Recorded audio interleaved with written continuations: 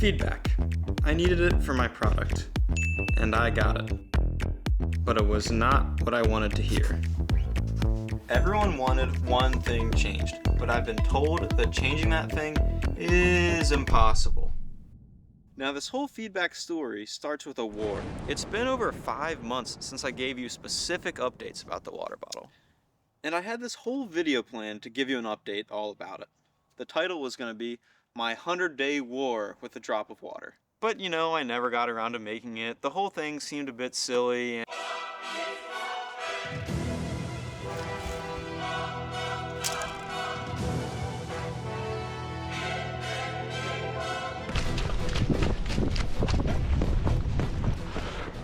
Alright, so what I'm trying to convey here is that cat and mouse game I felt like I was playing with droplets of water.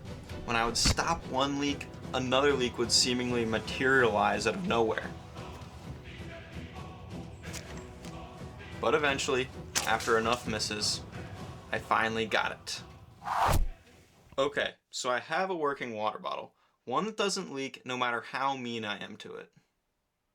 Something that I would sell, but would anyone actually buy it?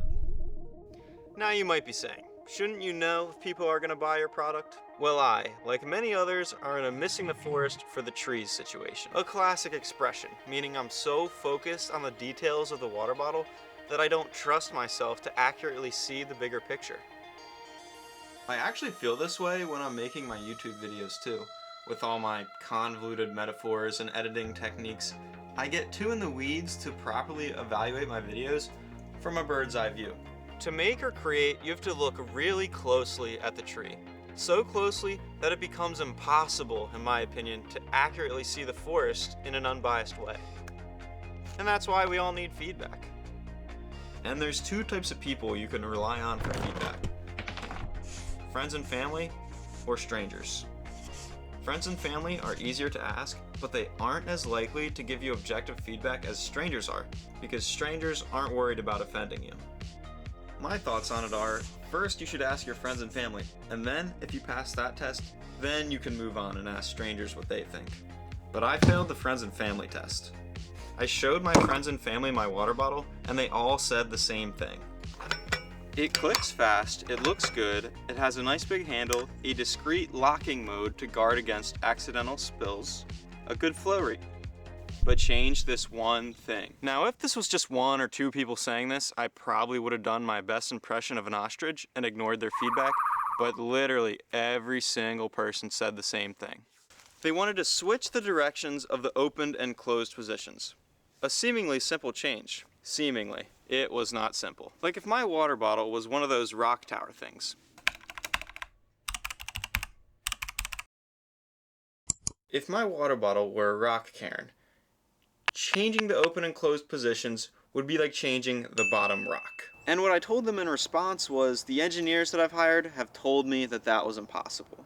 But their feedback kept gnawing away at me. It couldn't be impossible. Impossible? Not a chance. But I didn't want to have to go back to designing and building rock towers, which I knew would fall over many times before I finally got everything right. But I couldn't help myself. I started sketching possible designs on my notebook, and I tore down the rock tower, breaking my only working prototype before I even knew what I was doing. But like I mentioned in my last video, I learned some real design skills over the course of this whole journey. And the more you build rock towers, the better and faster you get at it. Of course, nothing goes smoothly, and in the middle of me trying to switch the open and closed directions, I realized that the only way to lock the bottle now was to grab the nozzle and twist. This would not make the germaphobes happy. But after some brainstorming, I came up with this. Take the part that's in charge of clicking and expand it. Obviously it doesn't fit here anymore, so you gotta make it fit. And boom! Just lift up the handle and twist to lock it. There's half a dozen examples like this where I solve a problem, but it creates a smaller problem. I'm beginning to think of business as one giant problem-solving spree. And when you solve one problem, you create a smaller problem, and a smaller problem, and a smaller problem, and a smaller problem, until it finally is so small you don't have to worry about it. But finally, after a lot of work and some big brain activity, I finally made this.